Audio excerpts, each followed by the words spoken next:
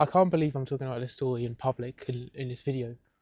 But a few years ago, I made a mistake inside my business that nearly destroyed my business and nearly kind of crippled me. The mistake I made, I'm going to share it in this video so you can not make the same mistake I did.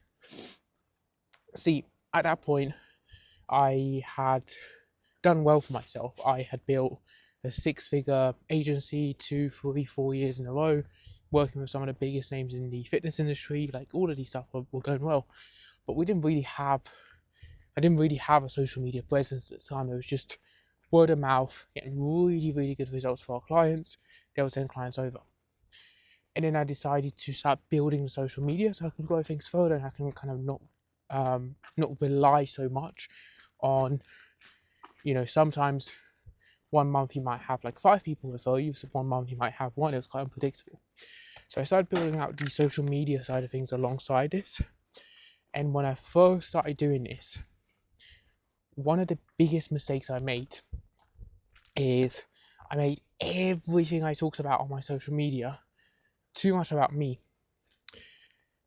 And it's not necessarily always a bad thing to talk about you, but I made it all about me.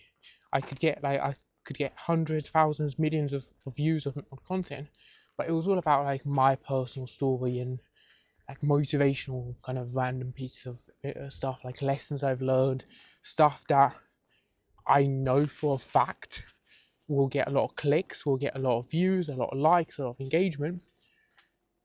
But it was hard to know where the engagement was coming from. It's hard to know if the engagement was targeted enough. And also the second mistake I made with this is I didn't talk about enough about what I'm doing and who I'm looking to serve. Because any people on social media as well, people watching this video, everyone's quite selfish. When they see a video or they see a piece of content of you, they want to like you, but they also want to know, what are you going to do for them? What is your content? What is your story? Like, what is that going to do for them? If all you're talking about is how hard your life was and how you've overcome these challenges and the lessons you've learned, that content inherently doesn't do anything for the other person. And because of this, they're not going to want to buy. They might follow, they might share your content because it has a short emotional spike, but it doesn't do anything else. So one of the biggest things you can learn from my mistake is actually have content on there that really talks through what you do, who you do it for, and why you do it. Because if you have these 3 things in place, much easier to get clients with your social media.